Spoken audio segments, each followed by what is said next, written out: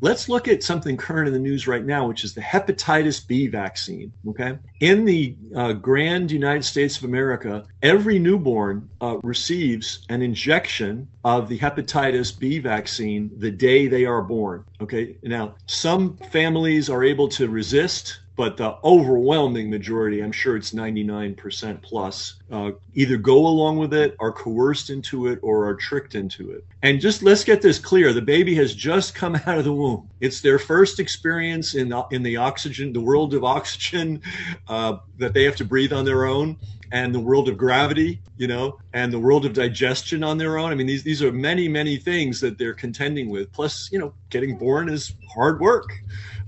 You're comfortable for 9 months, and all of a sudden you got to go through this great exertion to come be born. And so what do they do in the United States? They take that baby aside and they take a needle and they stick it through the skin, through the fat, right into the muscle, and they inject something they call hepatitis B vaccine.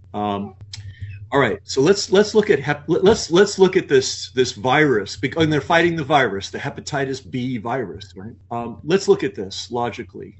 First of all, we need to know what the hepatitis is, and hepatitis, all it means, you just take the Greek, it means liver inflamed or inflamed liver. That's all hepatitis is, okay? And it can be a passing thing, or it can be a chronic thing that lasts a long time. When it's a chronic thing that lasts a long time, it is destructive to the liver.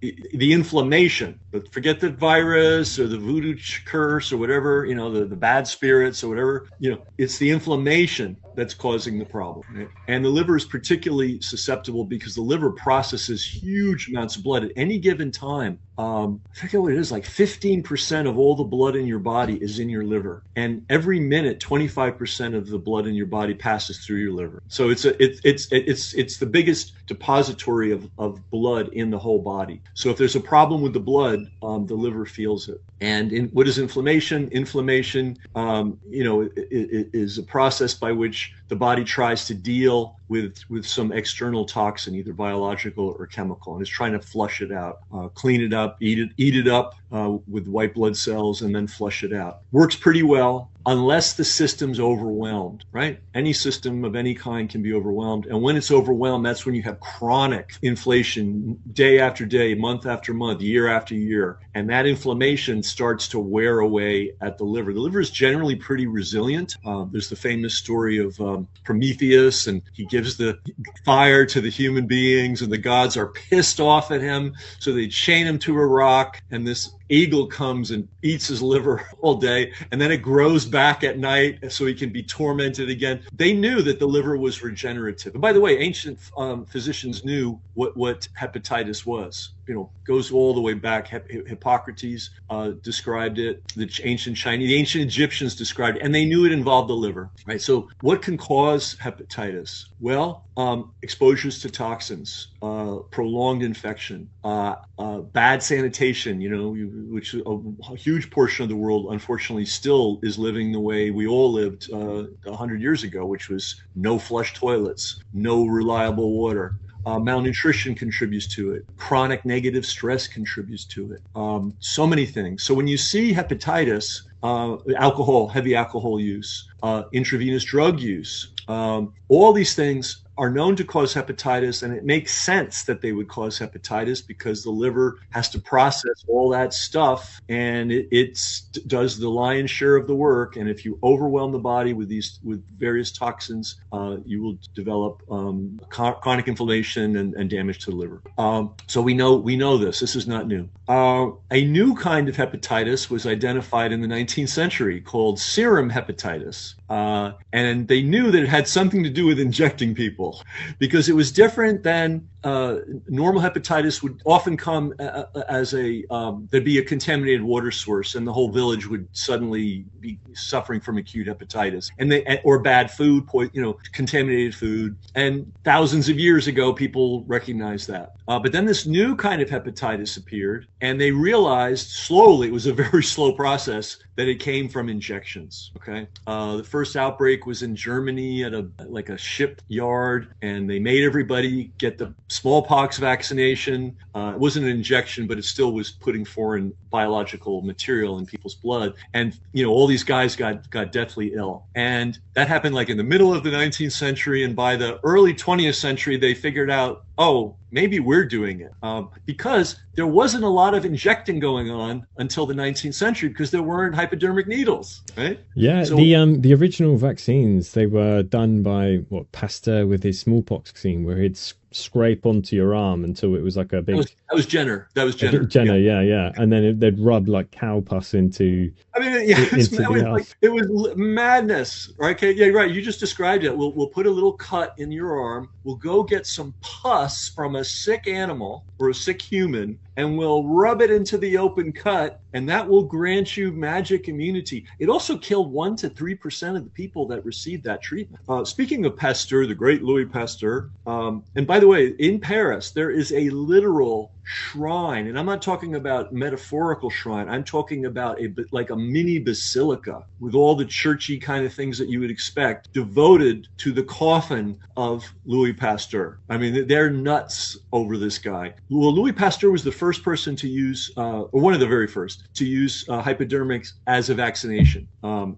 of the very first. And that story is absolutely grim and gruesome, and maybe we'll save it for another story time. But I want to stick to hepatitis. So medicine got needle happy, and they didn't think to clean the needles in those days. And things were pretty sloppy and carelessly done. And then you had the problem of contaminated vaccines or just contaminated injectables. It might have been, the therapeutic thing, not even. Okay. So they were inducing this new form of hepatitis in millions of people, which they called serum hepatitis. All right, now, so it's like, okay, let's clean the needles, guys, right? And that actually, believe it or not, in the Western, modern, developed world, needles were not reliably handled until the late 70s and 80s. They were using various methods, and sometimes they would do it carefully, and sometimes they wouldn't. I mean, we imagine hospital operations as these very precise, very careful.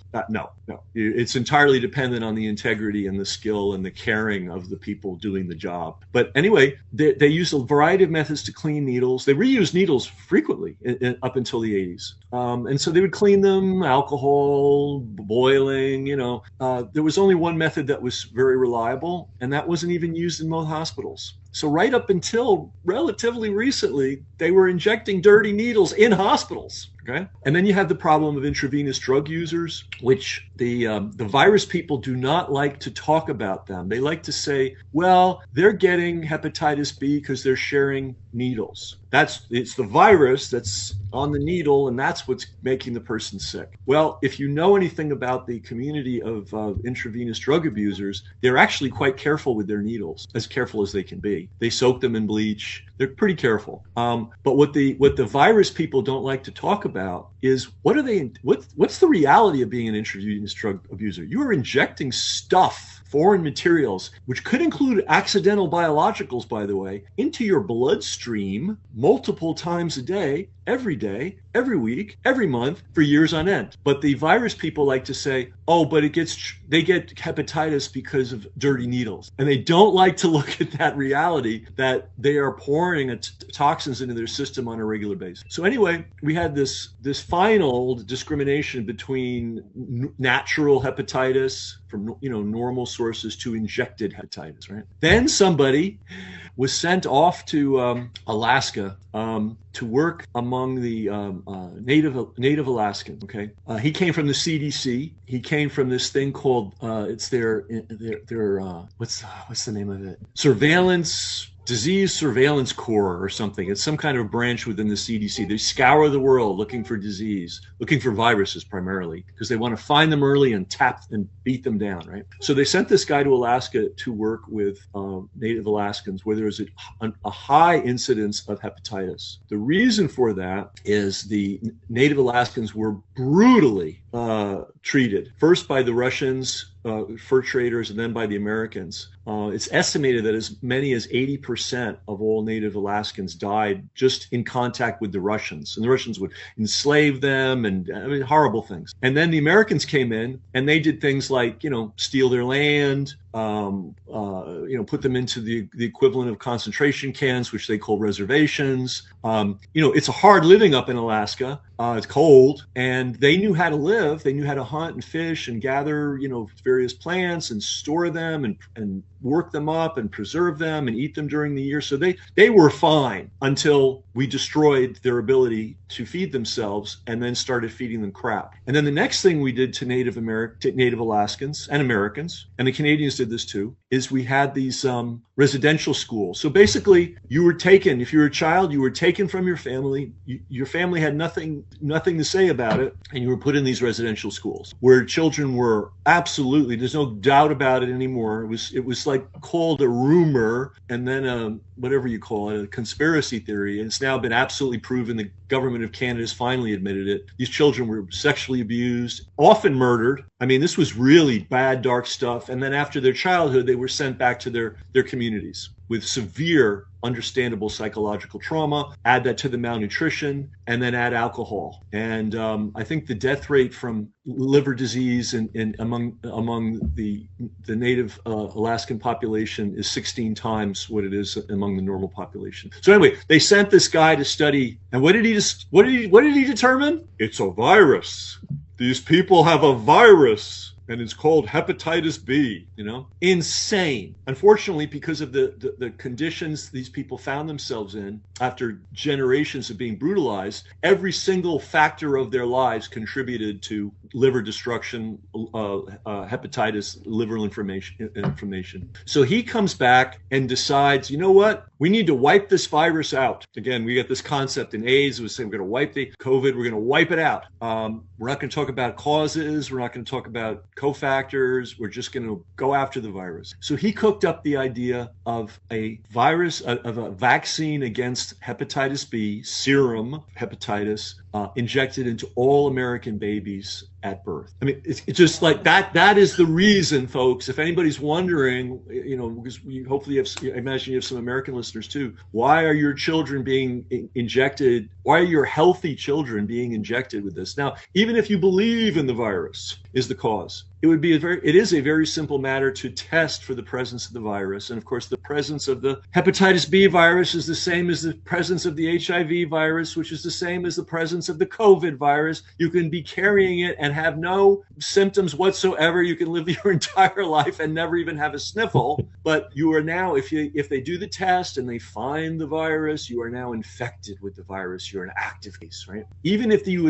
accept that lunacy, well, then give the vaccination to babies born from mothers that have the virus in them, which is still crazy, but at least it's closer to logic. But what they're doing in America and in 110 third world countries, but not Germany, not England, not France, not the Netherlands, not Belgium, not Italy, no modern country, not Japan, no other modern country does this. Only the United States and 110 plus desperately poor nations around the world. Okay. Yeah, I've in my research, I've linked it to depopulation because in 1974 you had the Kissinger Report, otherwise known as National Security Memorandum 200, where they outlined how population growth in third world countries would limit American power because growing populations would basically put pressure on the puppet governments and overthrow their governments. Right, it's literally what that National Security Memorandum document says if you read it start to finish. And Catherine Austin Fitts, she often rehashes a story where she's talking to one of the US central bankers and she's saying how they have a very aggressive inflationary policy and the mass deaths and murders, you might say, of this kind of poisoning from, injectables to the terrible food that we're given has a deflationary effect on monetary policy. In other words, to maintain the current economic system, it requires a decline in life expectancy and fertility, which is just, I heard her say that because she was in the Bush administration. I think it was Bush 1 administration. I heard her say that and thought that is so on the money, but it sounds too crazy to actually be true. Well, okay. Without even needing to leave the hepatitis B story, I can confirm what you're saying. Let me tell a little bit more, and then there's one piece, and then I'll show you the depopulation piece. So this guy comes back from Alaska and he becomes a rabid advocating. We got to get these vaccines into every kid, every baby, right? Even though completely no medical point in doing it. Meanwhile, with that on this, so he's there, kind of the hero doctor. He's playing the hero doctor role. Behind the scenes, there was a major breakthrough in vaccine manufacturing. It used to be very difficult to make hepatitis B vaccine. You needed actually the blood. It's almost like voodoo. You needed the blood of a man with hepatitis B, you know. They discovered they could use genetically modified yeast and train it to make the antigen. And so instead of it costing a lot of money, you could now make an injection for pennies. And they would make it in these huge vats. They'd have the yeast, they'd genetically modify it, then they'd squeeze the yeast and hopefully squeeze just the antigen out. But of course, you would get yeast particles and all sorts of horrible things, right? So now suddenly it became very cheap to do hepatitis B. So while this guy was being the hero doctor saving the children of the world, the pharmaceutical manufacturers going, wow, this used to cost a lot of money. Now it's really cheap. We can make it by the container ship load. How can we expand our market? So they created a movement to save the children of the world by distributing the vaccine, the hepatitis B vaccine everywhere. And one of the people at the core of that got his start in, drum roll please, contraception, forced contraception, and population control in the third world. That was his original function in life. That was his original career. And then he got very interested, along with some other people, in the idea of, every baby needs this hepatitis B vaccination. And I think we've established, just to take this back, that you only get hepatitis of any kind if you've been, you're in a situation that promotes it. And we've described what those things are. A healthy person is not going to get hepatitis. You're just not going to get it. A healthy mother is not going to have hepatitis. A healthy mother is not going to transmit a disease that she doesn't have to her baby. So how can we explain why over 100 million American babies since 1991 received the hepatitis B vaccine? So that's America. Then on the other side, you have intact countries like UK, sort of intact, and these other that were rich enough and smart enough and not corrupt enough on the medical side to say, we're not doing that. Forget it. But the countries that were bamboozled into doing it were who? The poor countries, the Indias, the Bangladeshs, the Pakistan, the Laos, the Cambodia, and those countries. And so why did they do this? Well, they did it for a multitude of reasons. Number one, they did it to make a ton of money in the United States because the cost of the charge for the vaccine was kept at the same high rate, but the cost to produce it was just knocked down to almost nothing, right? And they expanded the market from, it was originally that vaccine was only given, like, you go to the doctor and say, hey doc, I'm an intravenous drug user. I drink a quart of scotch every day. I have sex with random hookers, on the side of the road. I've been doing that for about 30 years. The doctor would say, we have a vaccine for you, son. We recommend you take a vaccine against hepatitis B, right? Those were the people that got hepatitis B vaccine. So they expanded that from, a handful of people to every soul born within the United States. And then they expanded it to the rest of the world. Now, to the rest of here's the population control part. To the rest of the world, they make it available very inexpensively. And they provide all the infrastructure to grease the wheels. Now, what's interesting is these countries do not consider hepatitis to be one of their problems. They're worried about malaria. There's about 20 other diseases that they are far more concerned about than hepatitis, okay? Why was the hepatitis B vaccine put in? Because it was cheap and it was easy, and they built a great boogeyman story. And they also have this obsession, in addition to depopulation, they also have an obsession with completely eliminating certain viruses, or viruses at all. which is utter madness. And that was, by the way, that was one of the things driving COVID. There was a lot of the lunacy around COVID was not to help people's health, but to completely stamp out and supposedly obliterate the virus so that it was begone from the face of the earth. This is not a medical concern. This is an obsession. This is a mania among psychopaths. Medicine is first, stop the damage, two, bring comfort to the person who's suffering, and three, help their body recover, right? It's not, we're going to go on a global mission to find every single particle of this particular thing that we've determined is infused with the devil and drive it out. But there are people that do that. So you had a confluence of motivation. People that just wanted to make a ton of money, that's the pharmaceutical companies. People that had this mad obsession with just eliminating the viruses. And then you had the people that are like, we really want an injection machine embedded in every single third world country. And this hepatitis B is a nice, cheap way to get that mechanism, that infrastructure built out into all these countries, because we might want to put other injections in there someday. And I think that's why we have the hepatitis B phenomenon.